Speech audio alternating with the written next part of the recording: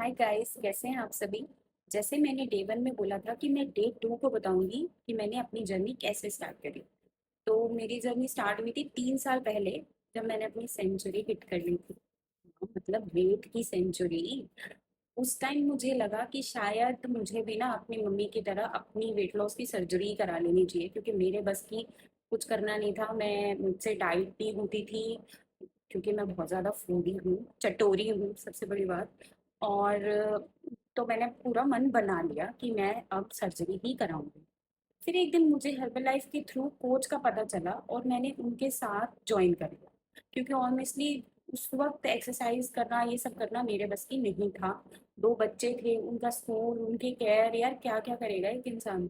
ऊपर से मेरी बॉडी वेट इतनी थी कि सारे दिन रेस्टलेस रहती थी।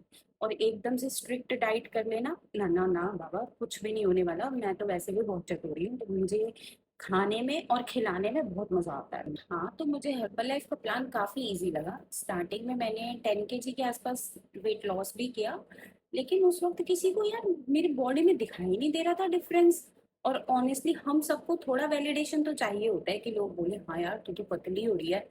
अब पर वो फीडबैक मुझे मिल ही नहीं रहा था, और मुझे बहुत मतलब बुरा लगता था यार, मैं इतनी मेहनत कर रही हूँ, डाइट कर रही हूँ, फिर भी। और 10 kg लूज भी हो गया, फिर भी लोगों को पता ही नहीं चल रहा है। तो और वैसे ऐसा इसलिए होता है, मैं आपको बता देती हूँ कि शुरू शुरू में जो बॉडी वेट जाता है 8-10 किलो, जब हमारा वेट बहुत ज़्यादा होता है, तो जो शुरू शुरू का बॉडी वेट जाता है वो वाटर वेट होता है। तो वो ज़्यादा आपके बॉडी में डिफरेंस नहीं शो करता है। तो लगी रही इस तरीके से। फिर मैंने सोचा चलो कोई बात नहीं, आगे डिफरेंस आएगा। पर मेरा वेट तो स्लो हो गया, वेट लॉस स्लो हो गया। इतना स्लो कि 4 महीने में 2-3 kg लूज हुआ। मेरा फैट इतना स्टबन है ना भाई, इतने सालों से संभाल के रखा हुआ है, वो एकदम से कैसे चला जाएगा। मतलब मैं बचपन से ही थोड़े हेवियर साइड पे हूँ। अब जो भी हो, इन सब से ना मोटिवेशन तो लूज हो ही जाता है। और मुझे लगने लगा यार इससे ज्यादा ना मेरा वेट और नहीं लूज होगा। बट स्टिल मुझे देखो अच्छा फील हो रहा था, एनर्जेटिक फील हो रहा था, जो लथार्जिक फील करती थी वो नहीं था, और फेस पे भी ग्लो आ रहा था। तो मैं कभी कभी डाइट में चीट करती थी और उसको नेक्स्ट डे करेक्ट भी कर लेती थी, और इस तरीके से मेरा साइकिल चलता रहा। और वेट मैंने मेंटेन करके रखा। मतलब जो मैंने 12-13 किलो वेट लूज किया था वो मेरा उतना ही बना रहा, उससे ज्यादा मेरा नहीं लूज हो रहा था, बट मेंटेन था। अब मेरी स्टोरी में एंट्री होती है जिम की। और मैंने अपना जिम का रूटीन कैसे सेट किया, कैसे मैंने जिम स्टार्ट किया, ये सब मैं आपको कल के ब्लॉग में बताऊंगी, नहीं तो ये ब्लॉग बहुत लंबा हो जाएगा। तो कल का ब्लॉग मिस मत करना। और अब हम कंटिन्यू करते हैं अपने डे 2 के ब्लॉग पे, कि हमने डे 2 में कैसे मैनेज किया डाइट को। तो चलिए देखते हैं। तो एज यूजुअल मेरे दिन की शुरुआत हुई फ्रेश का सिप लेते हुए। और ये मैं बच्चों का लंच बनाते बनाते इसको सिप सिप करके पीती रहती हूँ, क्योंकि मेरे पास मॉर्निंग में इतना टाइम नहीं होता कि मैं बैठकर आराम से इसको पी सकूं। बच्चों के लंच में और मेरे ब्रेकफास्ट में मैं बना रही थी पनीर भुजिया विद पराठे। इसके बाद मैं निकल गई जिम के लिए। आज जिम में हमने किया चेस्ट का वर्कआउट। और ये है मेरी आफ्टर वर्कआउट कंडीशन। देखो कितना ग्लो आ रहा है ना फेस पे, एकदम पिंकी चीक्स हो चुके हैं। यही तो फायदा होता है वर्कआउट करने का। जिम से आके मैंने अपने लिए बनाया अपना हर्बल लाइफ न्यूट्रिशन का ही प्रोटीन शेक, रीबिल्ड स्ट्रेंथ। और उसमें मैंने 3 ग्राम्स क्रिएटिन भी डाला था। और अब मैं इसे आराम से बैठ के पीऊंगी। साथ में लिए मैंने अपने सप्लीमेंट्स। मैं ना जिम से आके डायरेक्ट किचन में घुसती हूँ, अपने लिए शेक बनाती हूँ, फिर आराम से बैठ के धीरे धीरे सिप सिप करके शेक पीती हूँ। और थोड़ी देर आराम करती हूँ, फिर अपना आगे का काम शुरू करती हूँ।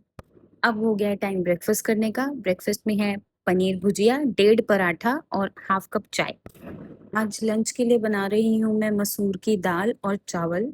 एक्चुअली मुझे जाना है आज बाहर फरीदाबाद किसी काम से। तो और मुझे ना इस टाइम पे बिल्कुल भी भूख नहीं लग रही थी।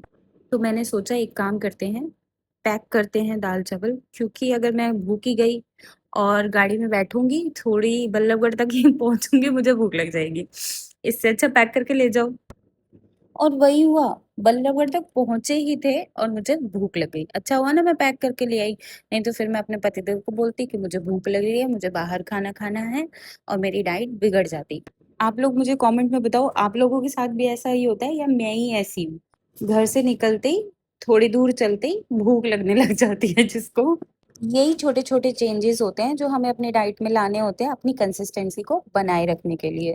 पर यूनिवर्स भी लाइक ऐसे कैसे, अब उन्होंने हमारा टेस्ट भी तो लेना है। फरीदाबाद में ही मुझको 6 बज गए थे और बहुत तेज इस बार सच्ची में भूख लग रही थी, तो मुझे पास में भेलपूरी दिखी और मैंने थोड़ी सी भेलपूरी खा ली, मतलब एक प्लेट ली थी हस्बैंड ने और मैंने, दोनों ने शेयर करके खाई थी। और घर आते आते भी ना हमको 8:30 बज गए।